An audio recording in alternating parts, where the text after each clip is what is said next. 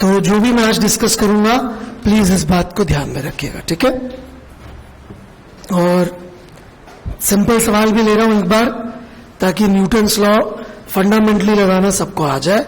बहुत ही सिंपल सवाल ले रहा हूं और फिर उसके बाद सीधे अच्छे वाले ले लूंगा, बीच वाले छोटे मोटे वाले नहीं लूंगा। जरूरत लगेगी तो ले लूंगा, ठीक है ना। लेकिन कॉन्सेप्चुअली मुझे जो लगता है इंपॉर्टेंट बातें वो सारी मैं कवर करूंगा, ठीक है। भले ही छोटा सवाल हो चाहे बड़ा सवाल हो, ओके। सो हियर वी गो।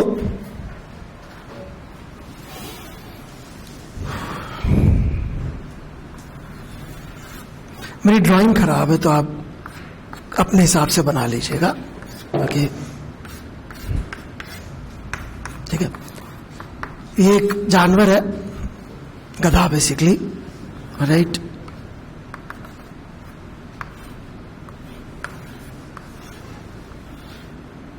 इस पे एक बंदा बैठा हुआ है, ओके, एक इंसान बैठा हुआ है जिसने सिर पे गठरी रखी हुई है, ओके। तो मैंने इसको कहा कि यार ये तो इतना सामान अपने सिर पे रख रहा है, परेशान हो रहा है, इसको गधे में रख दे। तो ये बोलता है बी कि मेरा गधा इतना सामान, इतना वजन नहीं उठा पाएगा। समझ में आ गया आपको? अरे तो आपको प्रूव करना है कि इस चित्र में 2 गधे हैं। अरे ठीक है, प्रूव नहीं कर पाए तो इस रूम में बहुत सारे गधे हैं फिर। अरे जो भी प्रूव नहीं कर पाया वो ये है। अरे समझ में आ गया होगा? कितने गधे दिख रहे हैं चित्र में आपको? कितने गधे दिख रहे हैं चित्र में आपको? हाँ, अभी तो एक ही दिख रहा है। जब न्यूटन्स में लगा देंगे तो आपको पता पड़ेगा कि एक नहीं 2 थे। एक को भगवान ने बनाया, एक अपनी मर्जी से बना। अरे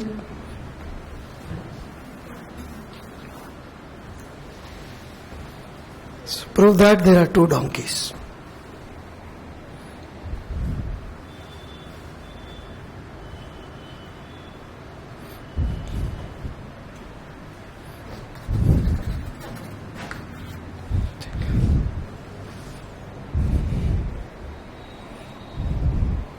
ये तो जिराफ है यार, ये कहां से गधा है?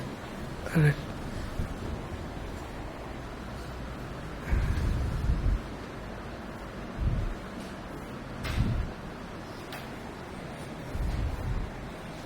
ये तो कुत्ता लग रहा है।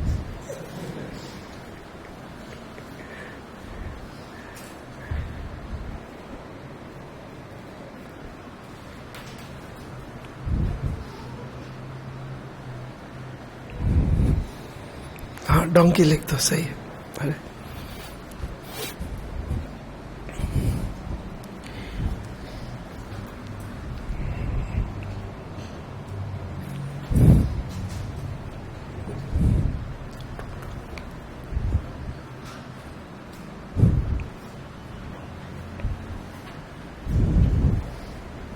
अनुरूप, वो लाइट जला दो यार, एक बटन जो ऑफ है। हाँ, thank you.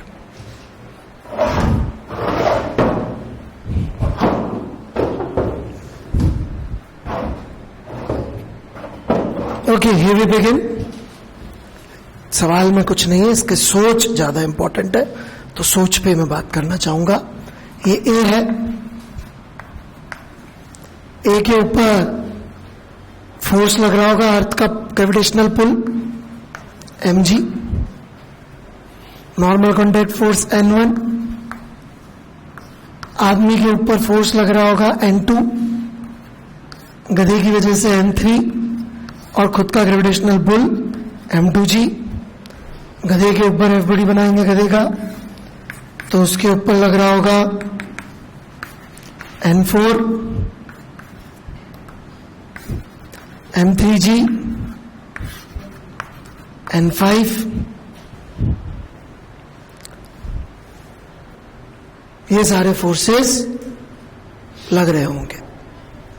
Okay, now these are my questions to you. जवाब मत दीजिए राइट नाउ, सोचिए पहले। My first question to you is this: कि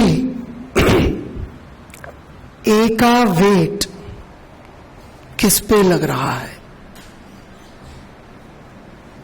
सेकेंड क्वेश्चन, इस M1G का थर्ड लॉ पेयर कौन सा है?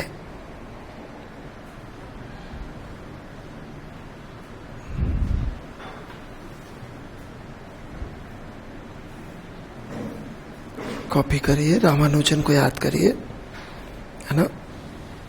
आपको रामानुजन की इंटेलिजेंस का आइडिया नहीं हो तो दहेज वाली कहानी में आगे की स्टोरी यह है कि जब उन्होंने दहेज में किताब मांगी मैथ्स की, उनको मैथ्स की किताब मिली, तो उन्होंने जब मैथ्स की किताब खोल के देखी, बहुत हाई लेवल की मैथ्स की किताब थी, इंडिया में उससे ऊपर मैथ्स के लेवल की किताब नहीं मिलती थी। उनके ससुर जी ने कहा, यार इतना बढ़िया लड़का है तो इसको बेस्ट किताब ढूंढ के देते हैं। तो उन्हें इंडिया की सबसे जो डिफिकल्ट मैथ्स की किताब थी, सबसे हाई लेवल की, वो दी, और उसको पढ़ के रामानुजन बहुत दुखी हुए। क्यों? क्योंकि उसमें जितनी थ्योरम्स थी वो उन्होंने खुद ने पहले ही प्रूव कर ली थी। उनको लगा मुझे कुछ सीखने को मिलेगा, and he was so unhappy because he had proved almost all the theorems that were there in that book on his own.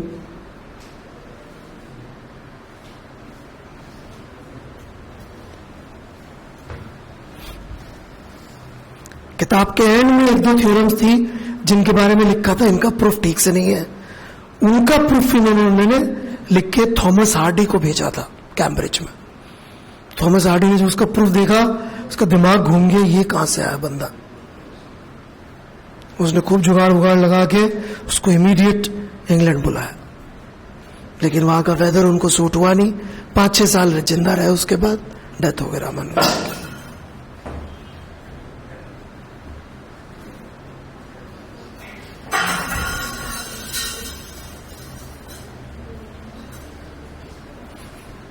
Greatest natural mathematician माने जाते हैं, वन ऑफ दी, है ना। वो पेन वेन कम यूज करते थे। अपन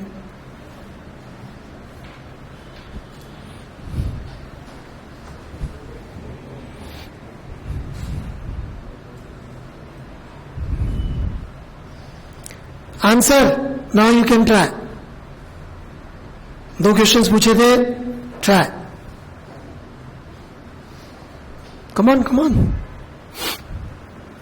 जो भी आपको लगता है ट्राई करिए, गलत हो जाएगा कोई बात नहीं।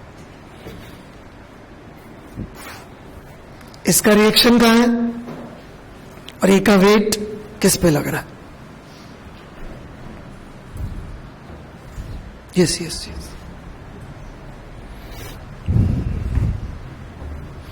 कौन देगा आंसर? जल्दी। सही नहीं देना है, जो दिल में आया वो बोल रहा है। सही आपका काम ही नहीं है, आपका काम है गलत करना, मेरा काम है उसका लॉजिक बता के सही करवाना।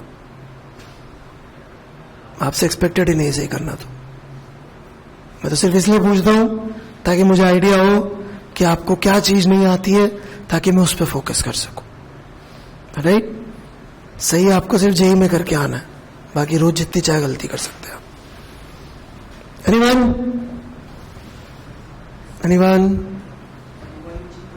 हाथ एक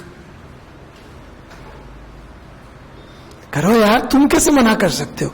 इतने अच्छे बच्चे हो, हमेशा हाथ जवाब देते हो। हाथ बढ़ो, अबे चलो ऊपर करो। ये ऊपर है, कोहनी कान से ऊपर। कोहनी कहाँ है आपकी? ये कान से ऊपर होनी चाहिए। वेरी गुड, शाबाश, गुड बॉय। बताइए।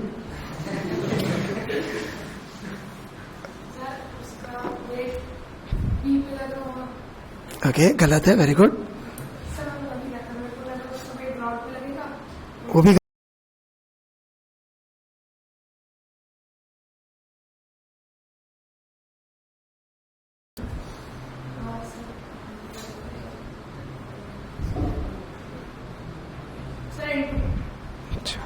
थर्ड लो पढ़िए जरा।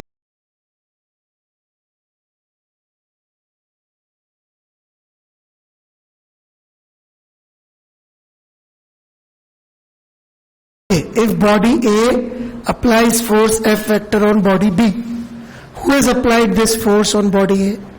Think about it. I'll come back. Yes or no? Earth M1G उधर लगा है, वो है फट लगा। अर्थ लगा रहा है, मतलब अर्थ तो M1G से उसको खींच रहा है, खींच रहा है, तो फिर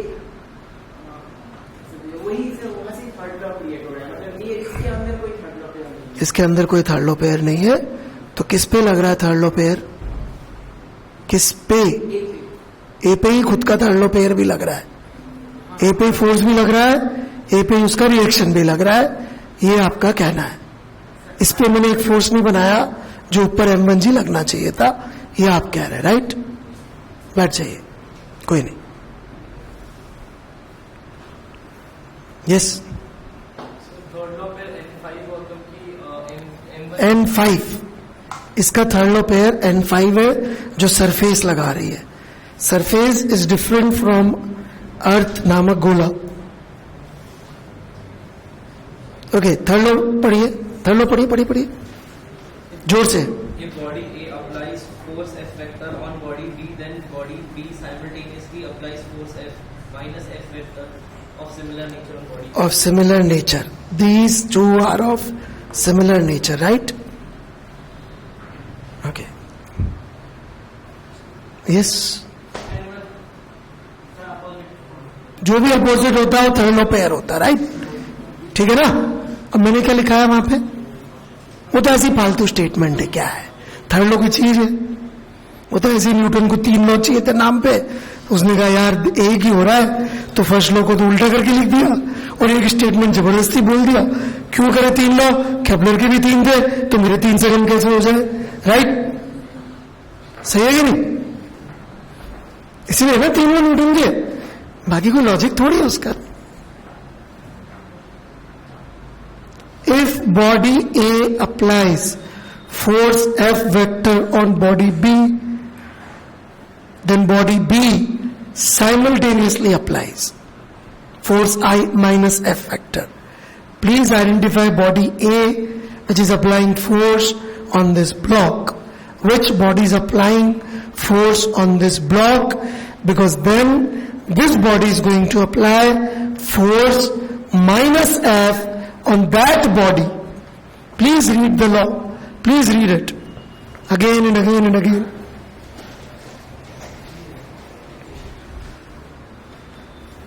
लेक्चर रिकॉर्डेड है, आप सुन लीजिएगा, काफी अच्छा लेक्चर था। ट्रांसफर हो गया पिछला न्यूटन्स लॉ, टैब में आ गया? कल थी ना उसमें, तुमने निकाली नहीं थी यार? हाँ,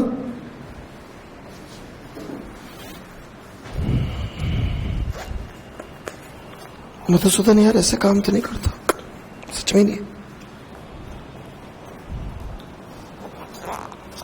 उसने बोला था यार, मैंने डाली है।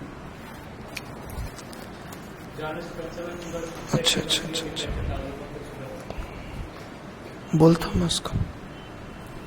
गुड,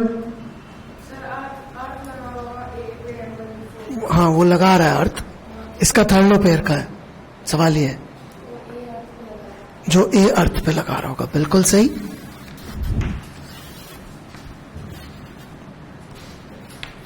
क्योंकि ध्यान से देखिए, फोर्स ये नहीं होता, एक्चुअली ये फोर्स होता है जी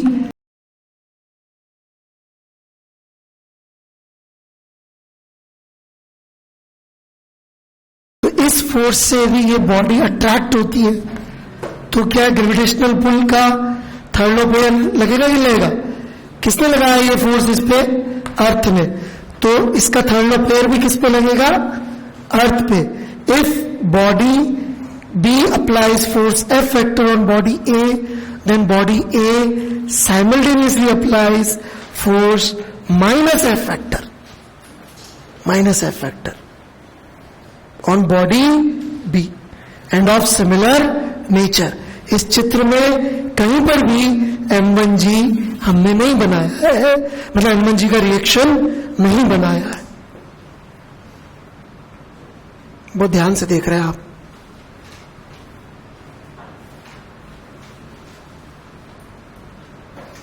है ना, ऐसा लग रहा है प्रवचन में बैठे हो बाबा जी के, ऐसा लग रहा है प्रवचन में बैठे हो बाबा के।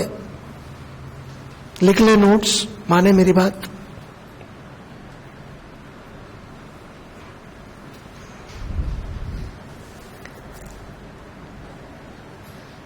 समझ में आया इसका थर्ड लो पेयर किस पे लग रहा है? अर्थ पे ही लग रहा है. ओके, इस चित्र में नहीं है. हम लोग जनरली mg के थर्ड पेयर नहीं बनाते. आप में से कई लोगों को N1 की फील आ रही थी, बिल्कुल गलत है. बिकॉज सेम बॉडी पे नहीं लगता, नेचर सिमिलर नहीं है. नॉर्मल और mg कभी भी थर्ड पेयर होंगे ही नहीं, क्योंकि उनका नेचर ही सेम नहीं है. इसीलिए वर्ड रिएक्शन बहुत गलत है, क्योंकि रिएक्शन सुन के ऐसा लगता है, इनफैक्ट कई लोग नॉर्मल को नॉर्मल रिएक्शन फोर्स बोलते हैं. सुन के ऐसा लगता है कि जैसे mg का रिएक्शन हो वो, जबकि वो mg का रिएक्शन नहीं है.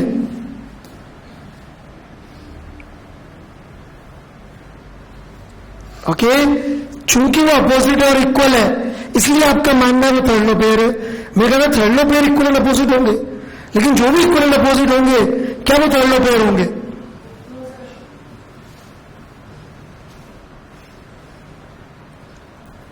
If A implies B, it is not necessary that B implies A.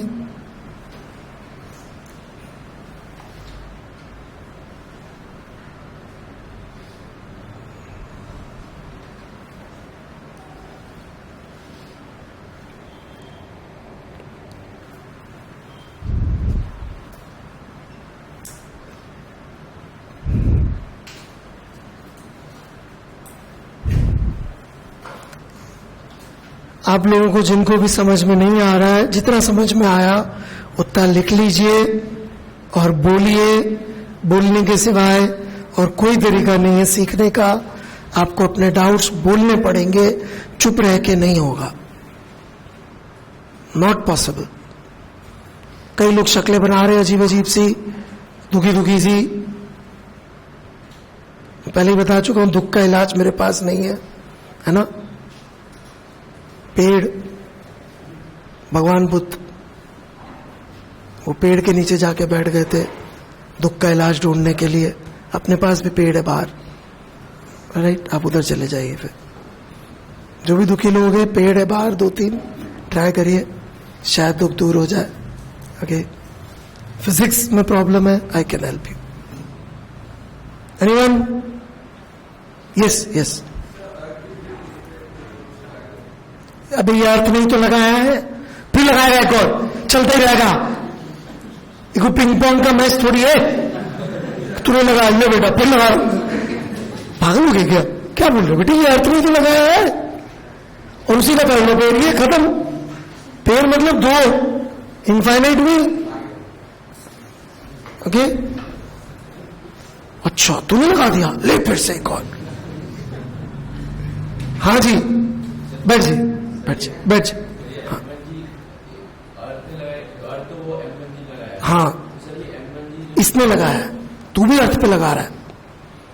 हालांकि तेरी को ज्यादा औकात नहीं है, तो इसलिए अर्थ को फर्क नहीं पड़ता. अर्थ 10⁻24 किलोग्राम की है, तो मैक्सिमम 10⁻2 हो जाएगा. नहीं, सबसे मोटा आदमी भी 500 किलो का ही था, राइट. ठीक है कि नहीं?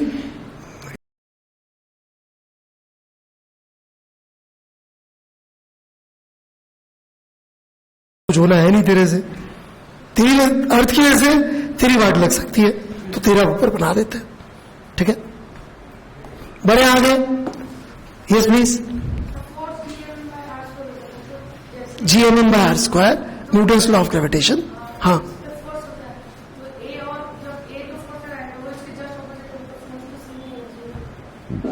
सेम ही तो आ रहा बेटे. Gm/r². आपके सेम का मतलब मुझे नहीं मालूम. Equal in magnitude, opposite in direction.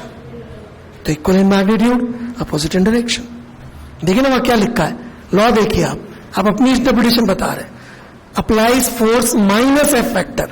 F factor minus F factor. Sure? Any other doubts whatsoever? कुछ भी बोलना हो? पक्का? नथिंग? श्योर? ओके, कंटिन्यू कर रहा हूं मैं आगे.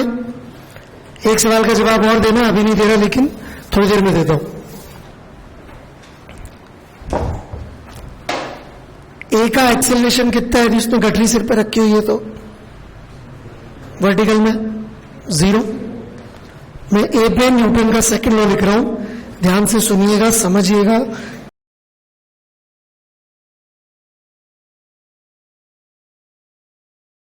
माइनस क्यों? यदि अपन ने ऊपर प्लस माना है तो ये फोर्स F प्लस ये वाला फोर्स F माइनस हो जाएगा। Right, is equal to m1 into 0। इस इक्वेशन को जब हम सॉल्व करते हैं,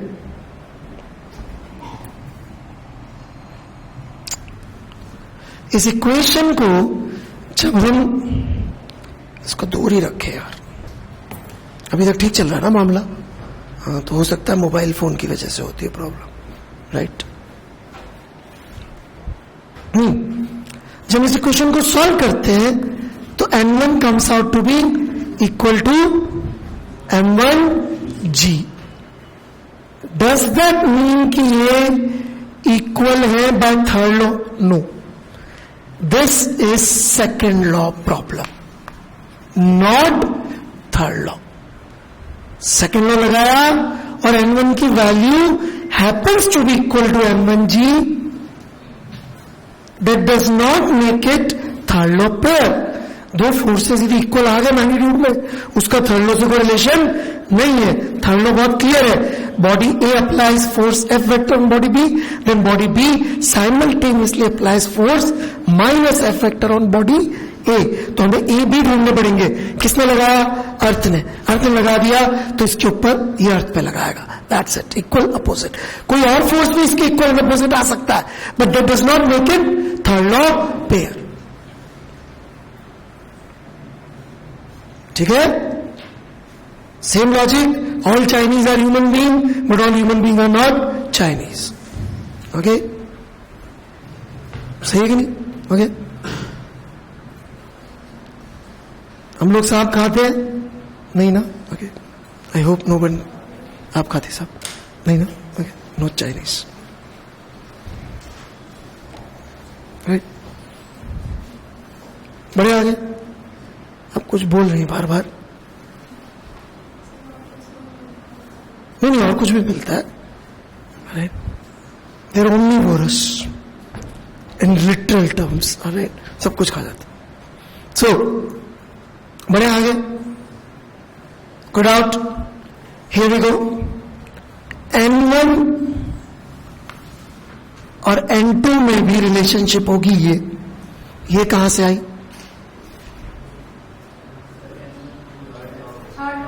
ये थर्ड लॉ से आई है। समझ में आई क्या बात? ये कैसे थर्ड लॉ से आई? Anyone? How this is from third law? Yes, बिल्कुल बकवास, बिल्कुल बकवास, एब्सोल्यूट गलत शुरुआत। यदि आप इक्वल अपोजिट से चलेंगे तो मरेंगे। इससे बुरा नहीं हो सकता थर्ड लॉ का थॉट प्रोसेस, फिर वही गलती करेंगे। यस, नहीं, नॉनसेंस। पढ़ेंगे ना आप, जो मैंने लिखा है ना वो नहीं पढ़ना आपको। थर्ड लॉ जो रट लिया ना एक बार नवीं कक्षा में, वो इतना बढ़िया रटा था अपन ने, अब नया नहीं सीख सकते, बुढ़े हो गए।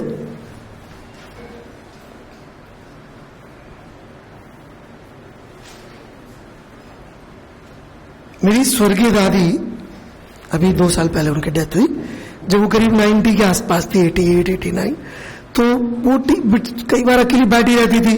तो मैंने कहा दादी ये टीवी का रिमोट है, इस तरह से चैनल चेंज होता है, मैं सिखा देता हूं ताकि आप मतलब एक ही, हाँ राइट। और बोला बेटा रहने दे, क्या जरूरत है, अब सीख के क्या करूंगी। मैंने कहा फिर भी चैनल चेंज करना हो? बोला ठीक है, अब सीखूंगी, इतना टाइम लगाऊंगी, कब जाना है पता नहीं।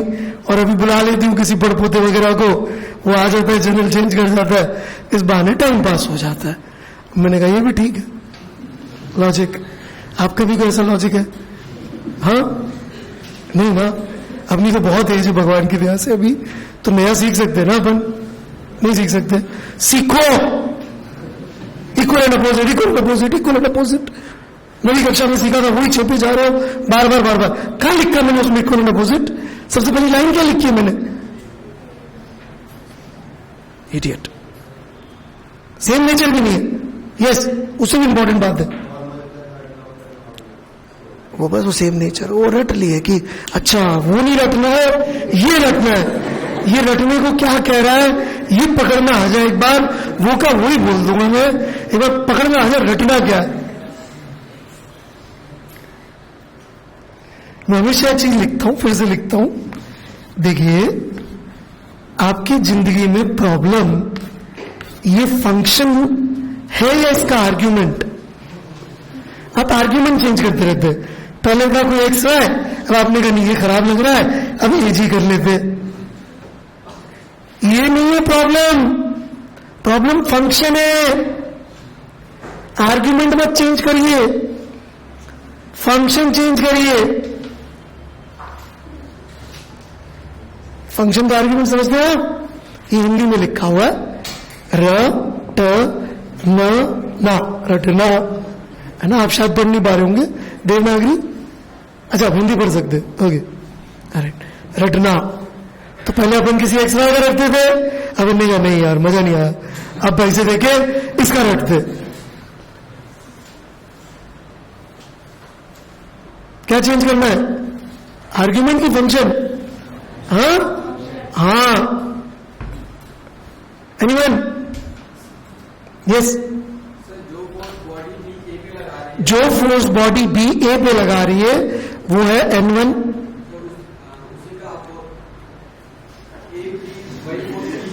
ए उतना ही फोर्स अपोजिट डायरेक्शन में बी पे लगाएगा।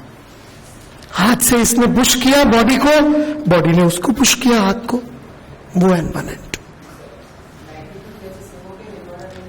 थर्ड लॉ बोलता है ऐसा, लॉ का लॉजिक देना अपराध है। लॉ का लॉजिक नहीं देते, क्योंकि लॉ का लॉजिक होता तो जो लॉजिक ही वो लॉ होता। जैसे कि कोऑर्डिनेट ज्योमेट्री में इस चीज का प्रूफ नहीं देते कि दो पॉइंट्स के बीच की शॉर्टेस्ट डिस्टेंस स्ट्रेट लाइन होगी, ये एक्सियम है कोऑर्डिनेट ज्योमेट्री का या ज्योमेट्री का, राइट? हाँ, आप प्रूव करते हैं इस बात को, वेरीफाई कर सकते।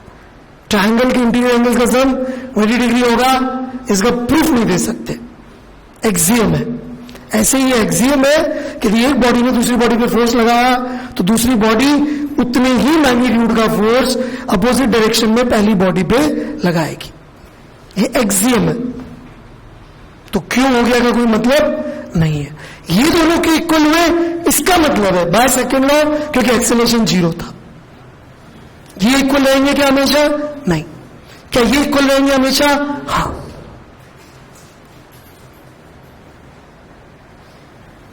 इस बात को लिखना चाहिए था कि ये हमेशा इक्वल रहेंगे और ये इक्वल रहे, ऐसा कोई जरूरी नहीं है।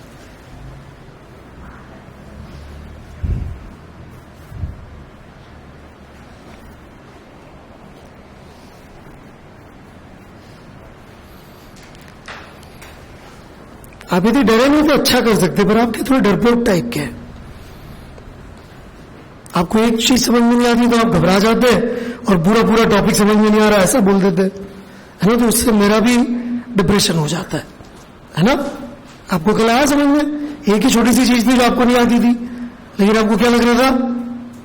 पूरा चैप्टर नहीं आ रहा। तो कोशिश करा करिए मुझसे ऐसा ना बोलने की कि सर मुझे तो समझ में नहीं आ रहा पूरे चैप्टर। कोई एक आधी कारण होता है, इतने कदे आप में से कोई भी नहीं है जहां तक मुझे लगता है, और कि अपन को पूरा पूरा चैप्टर ही समझ में नहीं आए। कोई एक चीज समझ में नहीं आती, लेकिन लगेगा ये कि पूरा चैप्टर सॉल्व नहीं हो रहा। तो अपन को वो ढूंढना पड़ता है सुराग कि यार क्या चीज है जहां पे प्रॉब्लम है ना। Please continue. ये बात डाउट नहीं, बैठ जाओ, खड़े मत हुआ करो बार। यस, माइनस का मतलब नहीं है बेटे, बिकॉज हमने ऑलरेडी डायरेक्शन बना ली है। Once we made directions there is no meaning to use minus any more. If you want me to write then I should have written n2 vector is equal to minus n1 vector. That's logical, but then I have to make all vectors in positive direction. But हम already direction बना चुके, तो अब minus का meaning नहीं है। Okay, anything else? कोई भी